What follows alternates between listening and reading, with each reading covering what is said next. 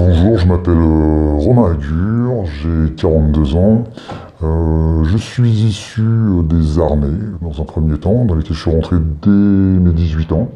Après 6 années au sein de l'aviation légère de l'armée de terre en tant que sous-officier, j'ai fait une bascule, un changement d'arme, ce qu'on appelle, en gendarmerie.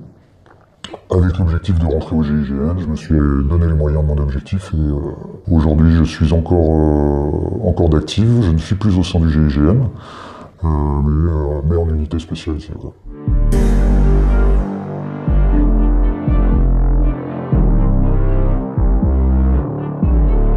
Alors cette idée a cheminé en sortant du GIGN en fait. En côtoyant un peu plus le monde civil, j'ai entendu des choses qui m'ont choqué à titre humain personnellement, comme quoi nous avions bien fait de buter les frères Kouachi et des choses comme ça, ce qui correspondait pas du tout aux valeurs humaines défendues ni par le GIGN ni par la gendarmerie, et qui m'ont amené au questionnement justement d'essayer un petit peu d'éclairer les gens sur cette façon de voir et les valeurs que défend la gendarmerie et le groupe. Et plus le temps est passé, en discutant un petit peu avec mes pairs, avec qui je n'ai pas perdu contact, qui m'a amené à l'idée de faire ce livre. Ce livre, il a été fait pour rendre hommage aux victimes, comme je vous l'ai dit dès le départ. Il est là également pour rendre hommage au GIGN, à tous ses membres, les hommes, les femmes qui le composent, que ce soit vraiment les opérationnels au sens propre du terme de toutes les forces du groupe, mais également à tout le soutien, sans qui les hommes du GIGN ne pourraient pas se consacrer à temps plein à leur entraînement et à leur perfectionnement. Et c'est important pour moi de souligner le travail dans la globalité. Je ne me permets pas de parler au nom du GIGN ou au nom de la gendarmerie. C'est mon ressenti, c'est mon expérience, c'est mon récit.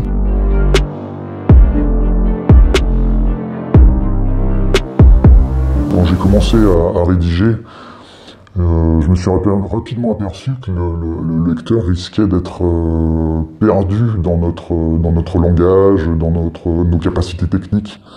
Et il paraissait important pour moi, en fait, d'expliquer aux gens ce qu'était le GIGN. Je ne révèle rien de secret, c'est déjà apparu dans bon nombre de documents ou de reportages. Mais ça me paraissait important de montrer aux gens que le GIGN n'était pas que des gens qui cassaient des portes, qui faisaient exploser des choses, mais tout un panel de technicité de haut niveau dont on parle très très peu. Le GIGN est une unité extrêmement discrète. Et c'est ce qui fait aussi son aura et qui n'enlève rien, bien au contraire, à ses capacités d'action dans le monde du contre-terrorisme.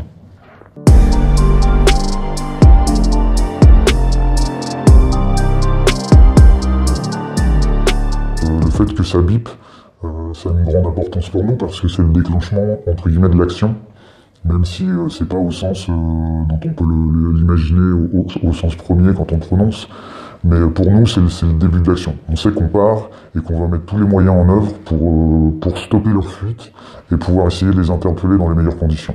On part sur une zone qu'on ne connaît absolument pas, les ordres sont donnés en cours d'action, avec rapidement le RAID, la BRI et je crois le GIPN de Lille qui sont également engagés. Il y a une grande zone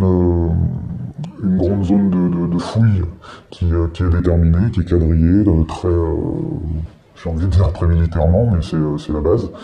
Et la traque commence dans tout ce périmètre-là. Et en fait, tout est fait très très méthodiquement pour que chaque zone soit fouillée sans pouvoir laisser le moindre doute sur ce qu'on a déjà fait comme terrain puisse héberger ou cacher les terroristes. Alors, on fait du porte-à-porte, on vient frapper chez les gens, on est très très bien accueillis. On est même surpris que beaucoup de gens soient prêts, j'ai envie de dire.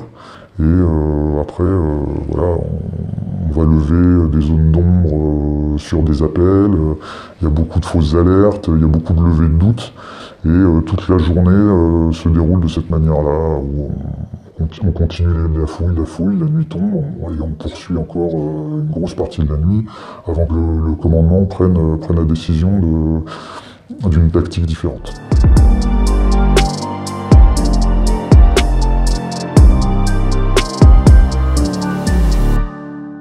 En quittant en fait le GIGN, je me suis intéressé à la partie radicalisation et le profil des différents intervenants. Et bah voilà, en exploitant un petit peu toutes les sources, en discutant avec des gens du renseignement, en discutant avec différents officiers, etc., on peut s'apercevoir que ces hommes-là ont un profil assez particulier. Le procès a permis d'avoir un petit peu plus de ressenti vis-à-vis aussi bien des victimes que des témoins, que des auteurs, etc. Après, je ne prétends pas du tout avoir la vérité, hein, mais j'ai fait au mieux déjà sur le travail concernant le parcours de radicalisation des deux frères, afin de rester le plus fidèle possible à leur parcours. Et ensuite, vis-à-vis de l'histoire du GIGN au sein de Dammartin, au sein de cette mission, j'ai eu la chance d'être à plusieurs postes dans la manip, et j'ai pu questionner mes camarades pour rester le plus fidèle au terrain.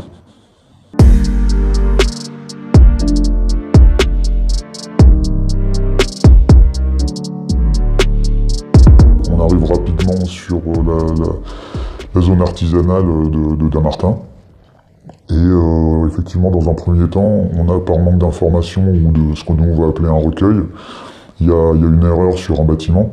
Mais rapidement, on est réorienté et l'imprimerie est encagée. C'est le drill qu'on pratique en permanence qui fait qu'un simple coup d'œil suffit pour savoir où se placer, si on est protégé, si on est utile, si notre place va correspondre ou servir dans le dispositif, et commencer à voir si on peut être force de proposition pour le commandement. En fait, chaque minute qui s'écoule, sans qu'il y ait de feu, est un avantage pour nous. On est capable de réagir immédiatement, mais le fait qu'on ait un petit peu de temps et que les deux frères restent à l'intérieur sans donner signe de vie nous permet d'installer des moyens techniques et d'affiner une méthodologie d'assaut bien particulière. À partir du moment où il devait sortir, l'assaut devait être lancé, et c'est ce qui a été fait. On est des professionnels, on cherche toujours la petite bête à dire voilà, ça aurait pu être mieux fait, ça aussi, ça c'était pas très bien, mais au final, l'objectif est atteint puisque l'otage a été libéré, les deux terroristes ont été neutralisés. On aurait préféré 1000 fois les avoir vivants. Ils ne nous ont pas laissé le choix, mais voilà, la mission est remplie.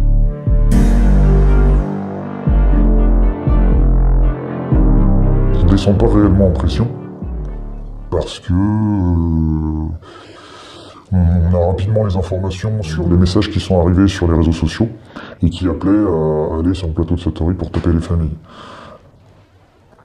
Donc on a vite reconditionné le matériel pour se rendre le plus rapidement sur le plateau et pouvoir assurer la défense de Satory au cas où. Voilà, on n'avait pas encore... C'était encore très très flou, il y avait encore un grand niveau d'inquiétude partout.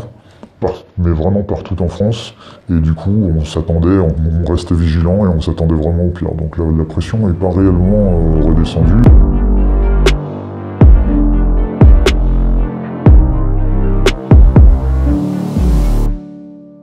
Dans la première phase, donc directement après les tueries sur la rédaction de Charlie Hebdo, effectivement, les images qui ont été prises par les témoins via smartphone ou autres moyens nous sont utiles, effectivement. On prend le temps en fait d'observer leurs déplacements, la manière dont ils tiennent leur armement, leur équipement sur l'homme.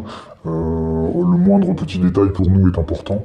On regarde ça avec un œil très très professionnel et ça nous permet de tirer les traits en fait du profil des individus. Mais ensuite, il y a une espèce de course qui se passe et qui est hyper néfaste. Au point que l'AFP va faire un communiqué à un certain moment demandant quand même du discernement de la part des médias. Mais surtout sur le terrain, nous, pendant la traque, on s'est retrouvé avec des équipes de journalistes vraiment, mais vraiment trop proches et qui pour moi, étaient même pas conscients du danger. On a eu, j'ai envie de dire, la chance de ne pas tomber sur des terroristes, parce que ça aurait pu très mal finir pour ces journalistes qui étaient vraiment... c'est ce qu'on appelle l'effet tunnel, en fait.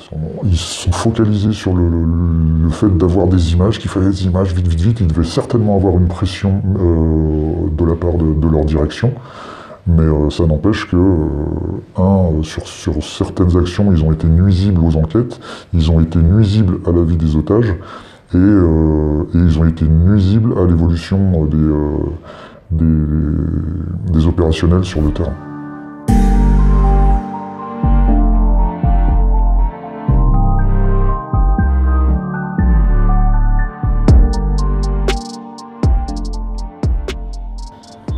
Alors j'ai d'autres projets d'écriture, effectivement. Certains arriveront, je pense, quand je serai retraité. D'autres peut-être avant. Mais voilà, je garde ça dans ma petite sacoche tranquillement en attendant.